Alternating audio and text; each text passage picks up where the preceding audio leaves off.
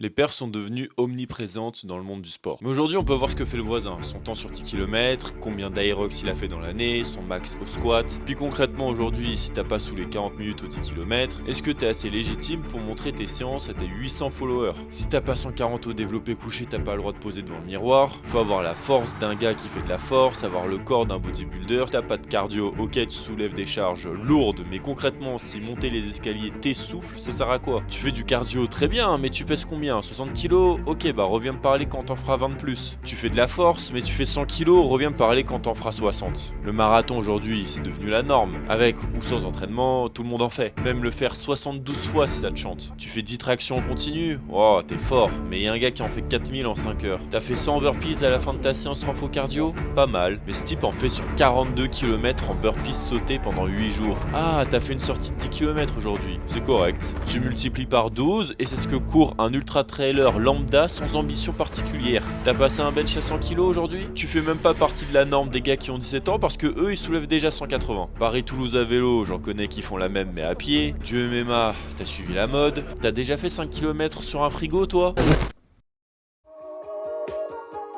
2024, j'en sors avec une année plutôt réussie niveau sportif. Paris-Toulouse à vélo. Et juste après ça, je fais une série, objectif, terminer 10 km en moins de 40 minutes en 3 ou 2 mois d'entraînement.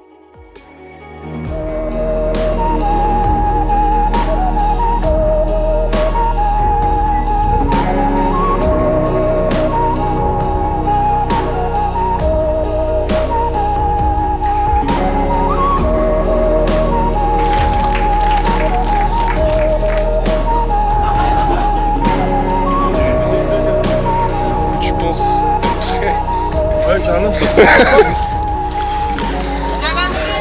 Je refais la même idée que pour la série des 10 km parce que j'avais bien aimé le faire, mais surtout que ça avait plutôt bien fonctionné. Mais en fait, là, je mélange deux formats, la préparation pour la Spartan et également la préparation pour le trail. Sauf que je ne faisais rien véritablement pour progresser dans l'un comme dans l'autre. On m'avait d'ailleurs signalé à l'époque que pour le trail, c'était mort, que j'étais pas prêt et que j'allais jamais l'être. Mais en soi, avec aussi peu d'expérience, il aurait fallu que je m'y prenne tout de suite. Sauf que je ne savais pas, je pensais que tout pouvait se mélanger. MMA, trail, Spartan. Sauf que non, c'est mon premier défi sportif de l'année qui me remettra les pieds sur terre.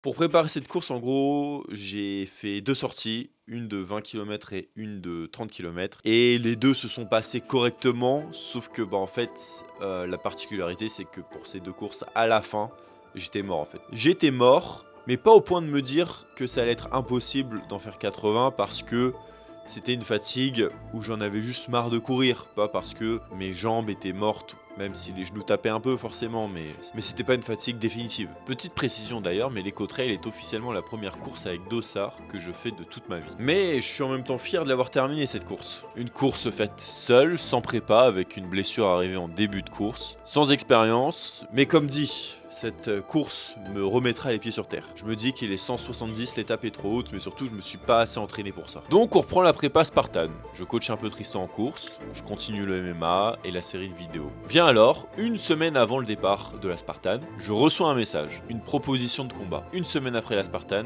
j'ai déjà combattu de manière improvisée, mais à mon poids, qui est 89 kg. Et là, je dois en faire 7 de moins en 2 semaines. J'entame une sèche de 1200 calories par jour, 2 entraînements par jour. J'ai faim toute la journée, j'ai faim, mais je me persuade que c'est la bonne chose à faire. La Spartan et le combat juste derrière. La Spartan se passe, on se rend compte avec Tristan qu'on s'est pas du tout entraîné en fait de la bonne façon pour cette course. On n'a jamais fait de dénivelé, mais ça reste une super expérience pour nous.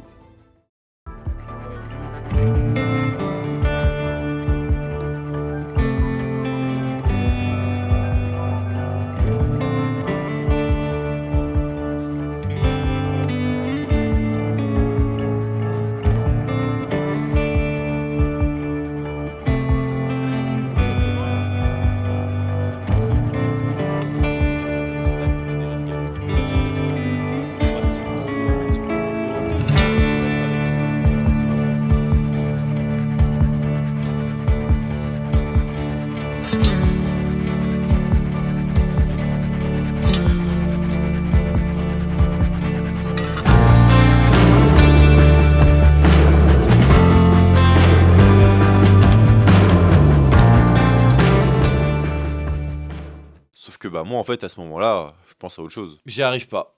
Je suis épuisé, j'ai les jambes lourdes, le stress. En plus, le gars en face de moi arrive expérimenté, déjà 7 combats à son actif. Pas au poids, à ce moment-là, je sais que je n'ai pas la bonne mentalité. Regardez, je me cherche des excuses. J'essaye seulement de limiter la casse au lieu de donner tout ce que j'ai. Cette défaite devant mes amis, devant mes coachs, les personnes avec qui je me suis entraîné, elle a été très compliquée à digérer.